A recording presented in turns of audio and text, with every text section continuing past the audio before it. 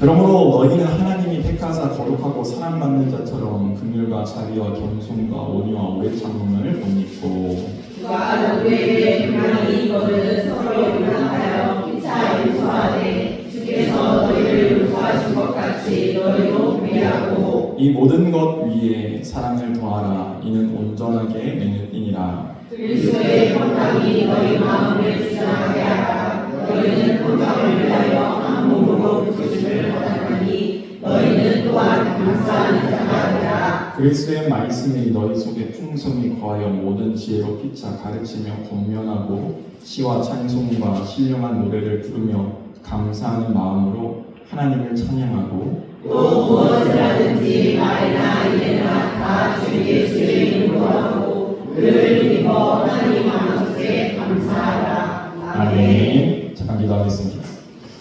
사랑의 하나님, 이 시간 부족한 종이 두려움과 떨림으로 주의 단위에 서서 주의 말씀을 변하고자 합니다. 부족한 종을 말씀의 도구로 통로로 사용하여 주셔서 우리가 나누는 이 말씀이 전하는 자나 듣는 자에게 있어서 살아 역사하는 하나님의 말씀이 되어 우리의 심령에 심기게 하시고 30배, 60배, 100배 아름다운 결실을 맺게 하시며 그 열매의 아름다움과 풍성함을 세상은 바라보게 하시고 깨닫게 하셔서 주님께 돌아오는 역사가 있게 하여 주시옵소서. 이 시간 악한 영 예수 그리스도를 떠나가게 하시고 오직 거룩한 성령님께서 함께하여 주옵소서. 오직은 예수님의 이름으로 간절히 기도드렸사옵나이다. 아멘. 한번 따라해 보도록 하겠습니다. 우리가 입어야 할 옷. 네, 이 시간에는 우리가 입어야 할 옷이라는 말씀의 제목을 가지고 나누고자 합니다. 요즘 시대에 이렇게 가운을 입으면은 보통 사람들이 뭐라고 생각하는가? 너무 권위적인 거 아니야? 라고 이렇게 생각하는 사람들이 있다고 합니다. 물론 여러분들은 아니겠죠. 그런데 이렇게 권위적이라고 생각하는 그 말, 물론 동의할 수 있습니다. 너무 딱딱해 보이고 다가가기 어렵고 그래서 양복만을 입고 이 가운을 벗고 예배하는 그러한 목사님들도 있습니다. 여러 가지 이유가 있겠죠. 그런데 사실 가운을 입는다는 것은 이유가 있는 거예요. 세상의 직업 중에서 가운을 입는 직업들이 있습니다. 의사, 판사, 그리고 목사. 왜 이들은 가운을 입을까요? 그들의 공통점은 생명을 다루는 일을 하기 때문에 그런 거예요. 의사는 육체의 생명을 다루고 이 판사는 이 인간관계, 사회의 생명을 다루고 이 목사는 영혼의 생명을 다루기 때문에 가운을 입는 것입니다. 그래서 가운이라는 것은 왜 입는가? 이것은 사실 이것을 입게 되어지면은 너희가 이걸 입을 때마다 너희가 어떠한 존재인가 한번 생각해 보라는 거예요. 너는 영혼을 다루는 일을 감당해야 돼. 그러므로 너희는 거룩해야 되고 경건해야 돼. 바로 살아야 돼. 이러한 의미가 가운을 입는 것에 담겨져 있다는 거예요. 또한 가운을 입으면은 이 안에 입은 옷들이 보이지 않아요. 다시 말하면은 우리가 세상에서 어떠한 모습, 어떠한 모양으로 살아가는 그게 중요한 게 아니라 하나님 앞에는 다 평등한 존재다라는 것을 말씀해 주고 있는 것이죠. 또한 가운을 입게 되어지는데 가운을 입게 되어지면은 이 빈부귀천이 보이지 않는 것이죠. 모든 허물을 다 덮어주시는 것이죠. 그러므로 가운을 입는다는 것은 하나님께서 우리를 용서하시고 우리를 함께 하시고 사랑으로 더해주셨다라는 것을 기억하라는 거예요. 그러면 우리가 그냥 이렇게 잘 보이기 위해서 입는 게 아니라 뭔가 권위를 내세우기 위해서 입는 게 아니라 우리가 이러한 의미를 생각하면서 바라보게 되어지면은 그렇지 깨닫게 되어진다는 거예요. 근데 사실 우리 그리스도인들은 이 가운이 아니라 더 중요한 옷을 입어야 됩니다. 그것이 무엇인가? 바로 그리스도의 옷이라는 거예요. 예수님께서 우리를 위해서 지어주신 그 옷을 입어야 한다는 것입니다. 특별히 우리가 오늘 직분자 감사 예배를 드리는데 우리가 직분 받는 이유가 무엇입니까? 왜 우리가 직분자로 살아갑니까?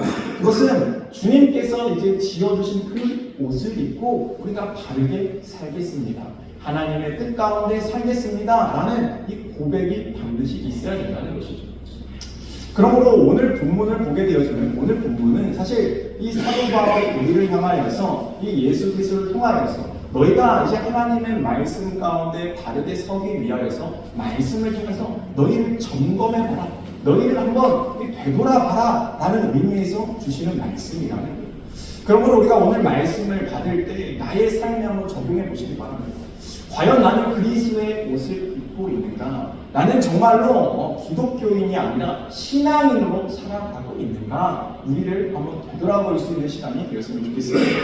오늘 본문 12절 말씀 한번 보도록 하겠습니다. 12절 말씀 읽겠습니다. 시작. 그러므로 너희는 하나님이 택하사 거룩하고 사랑받는 자처럼 긍휼과 자비와 겸손과 온유와 오래 참음을 옷 입고. 우리는 어떠한 존재인가? 우리는 하나님께서 택하시고 거룩하게 만드신 존재라는 사실을 우리는 기억해야 된다는 거예요.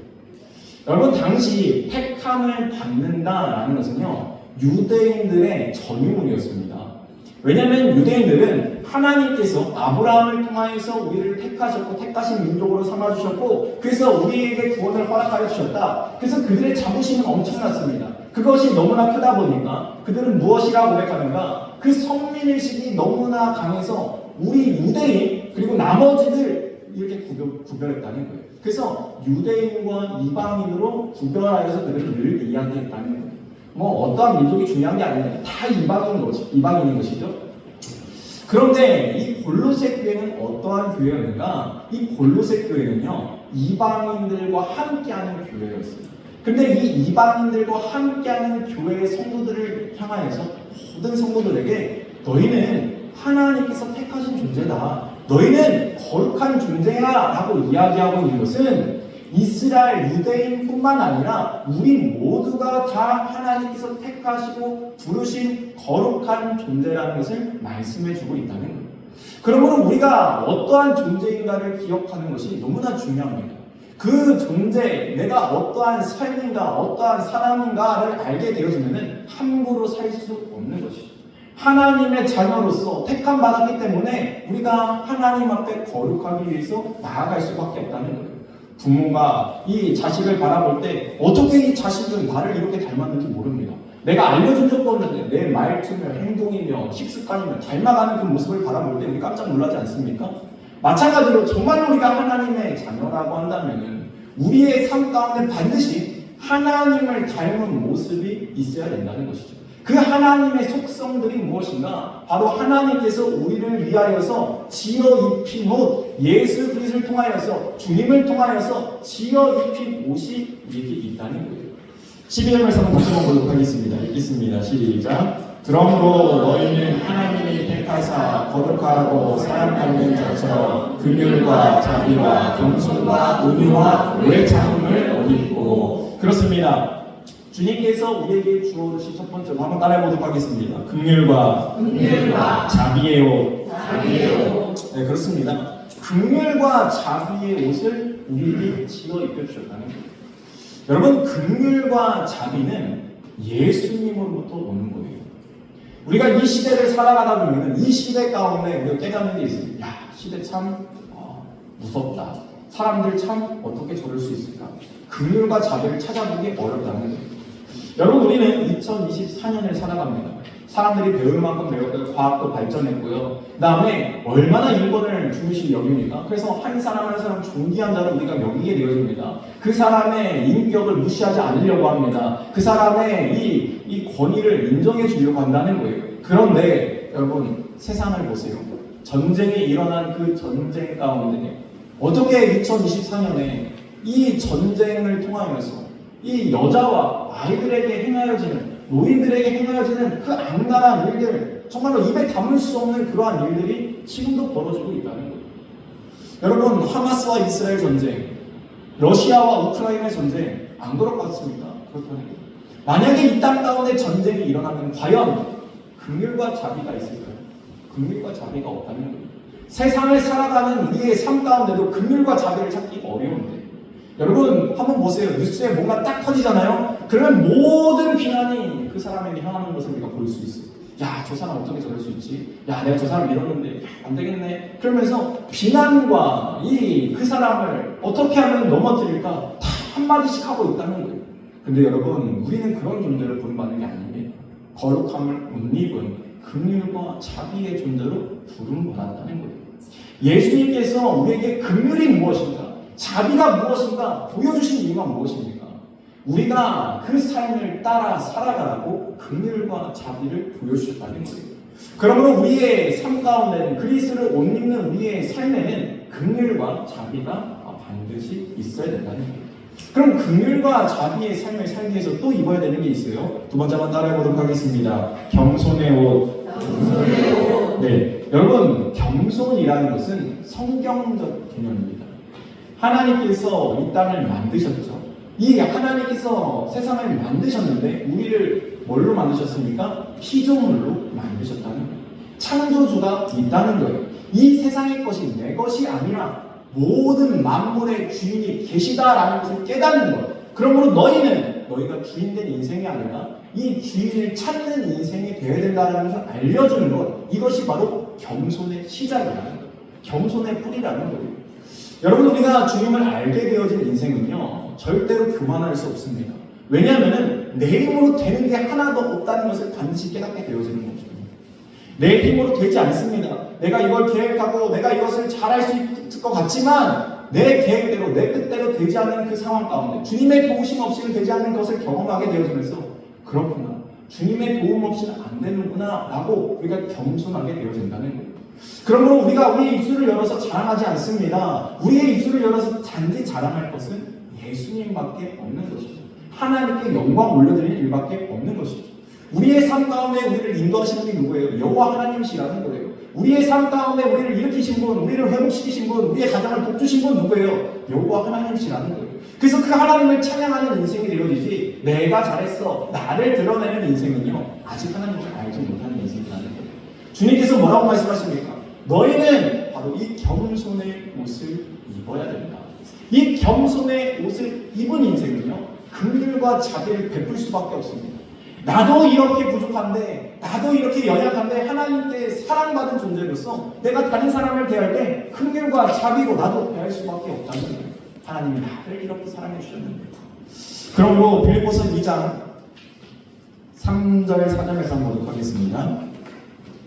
읽겠습니다. 시작. 아무 일에든지 다툼이나 어려움으로 하지 말고 오직 겸손한 마음으로 각각 자기보다 남을 낮게 여기고 각각 자기 일을 돌볼 뿐더러 또한 각각 다른 사람들의 일을 돌봐 나의 기쁨을 충만하게 하라. 아멘. 그렇습니다. 우리가 겸손한 마음으로 나보다 남을 낮게 여기는 그 삶을 누가 기뻐하신다라고 말씀하고 있어요? 하나님이 기뻐하신다. 우리가 하나님께서 지어주신 그 옷을 입고 하나님 앞에 섰을 때 하나님께서 얼마나 뿌듯해 하시겠습니까? 야, 너 나한테 잘 어울린다. 야, 너 어떻게 그렇게 잘 어울리고 멋지냐, 예쁘냐 칭찬하시지 않겠습니까? 주님께서 바라시는 마음이 이러한 마음이라는 거예요. 세 번째 한번 따라해보도록 하겠습니다. 온유의 옷. 온유의 옷. 네, 주님께서 또 우리를 위해서 지어주신 옷이 있는데 온유의 옷이라는 거예요. 온유한 자는 누구입니까? 온유한 자는요, 말씀을 통해서 균형을 이루는 삶을 사는 삶을 이야기하는 거예요. 그럼 이 온유는 누구에게 있습니까? 온유는 예수님께 있는 것이죠. 그래서 예수님께서 나는 온유한 자다라고 말씀하셨습니다. 나는 마음이 온유하니 나의 멍에를 나에게 배우라는 거예요. 나의 멍에는 쉽고 가볍다라고 말씀하고 있어요. 내게 와서 배우라라고 말씀하고 있어요. 그러므로 우리는 온유를 누구를 통해서 배워야 되는 거예요? 예수님을 통해서 배우게 되어진다는 거예요. 여러분, 온유한 인생은 하나님의 뜻을 찾는 인생입니다. 어떠한 문제의 상황 가운데 요동칠 만한 상황이 주어질지라도 온유한 자는 마음이 평안한 거예요. 왜 평안합니까? 나와 함께 하신 주님을 바라보니까 평안한 거예요. 이 온유가 이 사람들을 향하게 되어지면 어떻게 됩니까? 그 사람들을 향하여서 긍휼과 자비의 마음으로, 오래 참음의 마음으로 나아갈 수 있는 것입니다. 그러면서 그렇지, 저분도 하나님 만나면 달라질 거야. 야, 저 인생도 하나님께서 찾아주시면 저 인생도 변화될 수 있어 라고 우리가 이렇게 생각하게 되어지는 것입니다. 그리고 그 온유가 나를 향하게 되어지면 자족하는 마음을 배우는 거예요. 야, 나에게 이렇게 허락해 주신 것이 많은데 왜 난 이것을 깨닫지 못했을까? 왜 이 은혜를 내가 알지 못했을까? 이것을 깨닫게 되어진다는 거예요. 그러므로 우리가 온유한 마음을 갖는 게 너무나 중요한데 이 온유의 옷은 예수님께 배우지 않고는 배울 수 없습니다. 그래서 우리가 예수를 찾아야 되는 이유, 예수님께 나아가야 되는 이유가 여기에 있는 것이죠. 세상에 얼마나 큰 풍파가 있습니까? 여러분, 세상에 내가 감당하지 못할 일이 너무나 많습니다. 그런데 그 험한 세상 가운데 어떻게 우리가 평안할 수 있겠습니까? 나의 마음이 평안해야 되는데 나의 마음 가운데 참된 평안을 주실 분은 예수님밖에 없다는 것이죠. 그래서 예수님께서 말씀하시지 않았습니까? 내가 너에게 주고자 하는 것은 세상과 같이 아니하고 내가 너에게 주는 것은 참된 평안이라 라고 말씀하시지 않았습니까?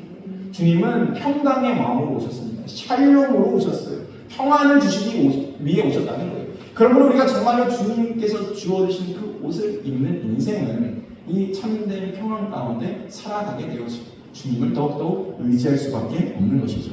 그러므로 네 번째 한번 따라해보도록 하겠습니다. 오래 참음의 옷. 여러분, 누가 오래 참습니까? 오래 참는 게 얼마나 어렵습니까? 저도 그렇습니다. 얘기해 줬어요. 얘들아 이거 해. 근데 말 안 들어요. 그럼 어떻게 해요? 소리가 커지죠. 화를 내게 돼요. 또 남편과 아내 사이 똑같습니다. 얘기했어요. 내가 얘기했는데 몰라요. 못 알아들어요. 그럼 어떻게 돼요? 우리의 목소리가 커지죠. 화를 내게 되어지죠. 우리는요 오래 참을 수 없는 존재들이에요. 참을성이 없는 존재들이에요. 근데 이 오래 참음을 누구를 통해서 우리가 깨닫게 되어지는가? 바로 하나님을 통하여서, 예수님을 통하여서 깨닫게 되어진다는 거예요. 여러분, 하나님께서 오래 참지 않고 우리의 죄 질 때마다 회초리 드시고 심판하셨다라고 한다면은 이 자리 가운데 설 사람이 누가 있겠습니까? 다 심판받아 죽었을 거라는 거예요. 근데 하나님은 참으시되 정말로 한 영혼을 더 구원하기 위해서 끝까지 오래 참으셨다는 거예요. 그리고 우리의 있는 모습 그대로를 받아주시고 여전히 참으시고 여전히 인내하고 계신다는 거예요. 여러분, 우리가 그 오래 참음 가운데 깨닫게 되어지면 그 오래 참음을 우리가 하나님을 통하여서 그 사랑이 얼마나 큰지 깨닫게 되어지는 거예요.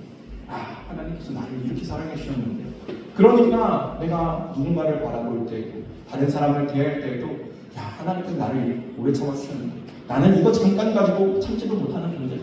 그러면서 나도 저 사람을 참아야지, 내가 저 사람을 인정해야지, 이렇게 받아들일 수밖에 없다는 것이죠. 그러므로 우리가 오래 참음의 옷을 입어야 된다는 거예요. 이 오래 참음의 옷을 입게 되어지면 한번 다섯 번째 따라해보도록 하겠습니다. 용납과 용서의 옷. 네, 13절 말씀 보도록 하겠습니다. 13절 말씀 읽겠습니다. 시작. 누가 누구에게 불만이 있거든 서로 용납하여 피차 용서하되 주께서 너희를 용서하신 것 같이 너희도 그리하고. 그렇습니다. 우리가 오래 참음을 넘어서 이제는 용납과 용서로 나아갈 수 있다는 거예요. 그 이유가 무엇입니까? 주님께서 우리를 용서해 준 것을 알기 때문에. 그러므로 너희가 피차 서로 용서하고 용납하는 삶을 살라는 거예요. 근데 여러분, 이게 너무나 어려워요. 용서하라고 얘기하지만 용서가 되지 않습니다. 여러분, 마음의 분노가 어찌 쉽게 가라앉을 수 있겠습니까? 전혀 쉽게 가라앉을 수 없다는 것입니다. 그러면 이 용서의 마음을 우리가 어떻게 얻게 되어지는가? 주님이 내 안에 계셔야만 가능하다는 거예요. 여러분, 내가 용서하지 않잖아요. 그럼 용서하지 않으면 누가 더 괴로울까요? 상대방일까요? 자신일까요? 자신이 더 괴로운 거예요. 주님께서는 그것을 너무나 잘 아세요. 그래서 너희가 그 분노에 휩싸인 인생이 아니라, 원수를 용서하지 못해서 늘 죽일 놈 살릴 놈 이런 얘기하는 인생이 아니라 너희의 인생 가운데 그 용서를 통하여서 자유함을 얻어라 라고 우리에게 말씀해 주고 있는 것입니다. 내가 너희를 어떻게 용서하지 않느냐? 나는 아무 대가 없이 너희를 용서했다. 나는 모든 것을 다 짊어지고 용서했다. 나는 너의 있는 모습 그대로를 받아들였어. 너가 정말로 이것을 안다면 너의 옆에 있는 아내와 남편을 바라봐라. 그 있는 모습 그대로를 사랑하고 용서해라. 너의 자녀들 있는 모습 그대로 바라봐라. 너의 부모 너가 그 있는 모습 그대로 바라봐라. 그것을 통하여서 너희가 어떻게 내가 너희를 용서하고 용납하는가 기억하면 너희도 그 삶을 살아가라 라고 말씀하고 있다는 거예요. 여러분, 이 일이 정말 쉽지 않을 것입니다. 그래서 베드로가 물어봤죠. 예수님, 몇 번이나 내가 용서해줘야 되겠습니까? 한 7번 하면 됩니까? 7번은요, 성경에서 완전한 수를 얘기하는 거예요. 7번 용서하면요 그 사람 참 인성 좋다라고 들을 만한 그런 칭찬이라는 거예요. 그런데 7번이 아니라 7번씩 70번 490번 하라는 말씀입니까? 아니요. 너희가 계속해서 용서하는 삶을 살아야 돼요. 그래야 너희가 내 제자인 줄 알지 않겠느냐? 주님께서 말씀해 주고 있다는 거예요. 그렇습니다. 우리는 오늘날 어떠한 옷을 입어야 되겠습니까? 그리스도인으로서 어떠한 옷을 입으라라고 말씀하십니까? 주님께서 지어주신 이 그리스도의 옷을 입고 너희가 살아가야 된다라고 밝히 알게 하신다는 거예요. 여러분, 우리가 옷을 입는다는 것은요 그 사람의 이 신분을 나타내는 거예요. 그 사람의 삶의 방향성을 보여주는 거예요. 여러분, 우리는 매일매일 주님께서 지어주시는 새 옷을 입는 존재예요. 여러분, 새 옷 한번 입어보셨죠? 새 옷 입으면 어때요? 깨끗하게 입고 싶은 마음이 강해요. 그래서요 더러운 곳에 가지 않으려고 하고요 더러운 곳을 묻히려고 하지 않는다는 거예요. 근데 더러운 옷을 입게 되어지면 어떻게 됩니까? 우리가 그냥 막 더러운 곳 가는데 아무렇지도 않다는 거예요. 나 이미 더러우니까. 근데 주님은 여러분을 어떻게 만드셨다고요? 새 옷을 매일매일 입혀주셨다는 거예요. 그리스의 옷을 입혀주셨다는 거예요. 그러므로 우리는요 주님의 사랑 가운데 거룩할 수밖에 없는 거예요. 내가 거룩하니 너희도 거룩하라, 그 말씀을 믿으며 살아갈 수밖에 없다는 것이죠. 6번째 한번 따라 해보도록 하겠습니다. 사랑의 옷. 14절 말씀 읽겠습니다. 시작. 이 모든 것 위에 사랑을 더하라. 이는 온전하게 되는 힘이다. 그렇습니다. 이 모든 옷을 완성하는 완성의 띠가 있는데 그것이 바로 사랑이라는 거예요. 사랑이 없이는 이 모든 것이 사실은 어렵습니다. 내 의지로 하는 거예요. 내 의지로 하는 게 아닙니다.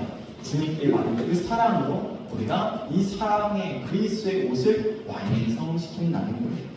그럼 우리 15절 말씀 읽겠습니다. 시작. 그리스도의 평강이 너희 마음을 주장하게 하라. 너희는 평강을 위하여 한 몸으로 부르심을 받았나니 너희는 또한 감사하는 자가 되라. 그렇습니다. 이러한 옷을 입게 되어지면은 얼마나 마음 가운데 기쁨이 있겠어요? 평강이 찾아오겠어요? 그리고 감사할 수밖에 없다는 거예요. 주님 앞에 입술을 열면 주님 감사합니다. 이렇게 연약하고 부족한데 하나님 이렇게 좋은 옷을 나에게 입혀주셨네요. 하나님 감사합니다. 고백할 수밖에 없다는 거예요. 여러분, 그렇지 않습니까? 저도 늘 이런 걸 느끼는데 이렇게 부족하고 연약한 자를 주님께서 불러주시고 세워주시니 너무나 감사하다는 거예요. 여러분, 제가 이 앞에 서가지고 뭘 제가 잘났다라고 이야기하겠습니까? 저는 잘난 게 하나도 없는데 주님께서 불러주시고 주님께서 사용해 주신다는 그 하나만으로 너무나 감사하다는 거예요. 로마서 13장 8에서 10절 말씀 보도록 하겠습니다.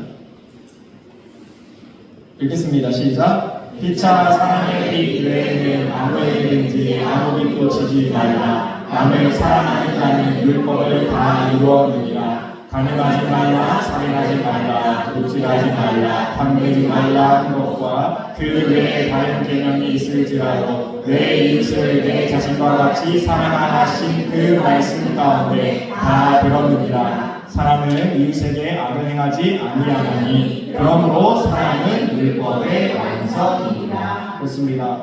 우리의 인생에 사랑이 반드시 있어야 되는 이유, 사랑이 없이는 완성될 수 없기 때문에 그런 거예요. 그러므로 16, 17절 말씀 마지막으로 읽도록 하겠습니다. 16, 17절 말씀 읽겠습니다. 시작. 그리스도의 말씀이 너희 속에 풍성히 더하여 모든 지혜로 피차 가르치며 건면하고 시와 찬송과 신령한 노래를 부르며 감사하는 마음으로 하나님을 찬양하고 또 무엇을 하든지 말이나 이래나 다 주 예수의 이름으로 하고 그를 힘입어 하나님 아버지께 감사하라. 그렇습니다. 우리가 주님께서 지어주신 그 그리스도의 옷을 입게 되어지면은 우리의 인생은 우리가 서로 권면하여서 우리가 주님 앞에 서는 인생이 되어지게 되어지고, 또한 우리가 입술을 열면은 예수님 이야기밖에 하지 않는다는 거예요. 예수님께서 나에게 이렇게 은혜 주셨어. 예수님께서 나에게 이러한 일들을 행하여 주셨어. 여러분, 우리가 전도를 어떻게 해야 됩니까? 여러분, 우리가 어떻게 하나님을 전할 수 있겠습니까? 다른 분으로 있는 게 아니에요. 나에게 함께 하시고 나에게 은혜 주신 하나님을 이야기하는 게 전도고, 그 이야기를 하는 것이 하나님을 높이는 일이고 영광을 드러내는 일이라는 거예요. 우리가 이 세상 가운데 왜 보냄을 받았습니까? 여러분, 왜 우리가 직분자로 세움을 받았습니까? 누구보다도 여러분의 입술을 통하여서 하나님께 감사하고 하나님을 찬양하고 주님의 이름을 드러내라고 여러분을 세우신 것 아니겠습니까? 여러분 우리가 그 일을 능히 감당할 수 있기를 주님을 축원드립니다. 네. 이제 우리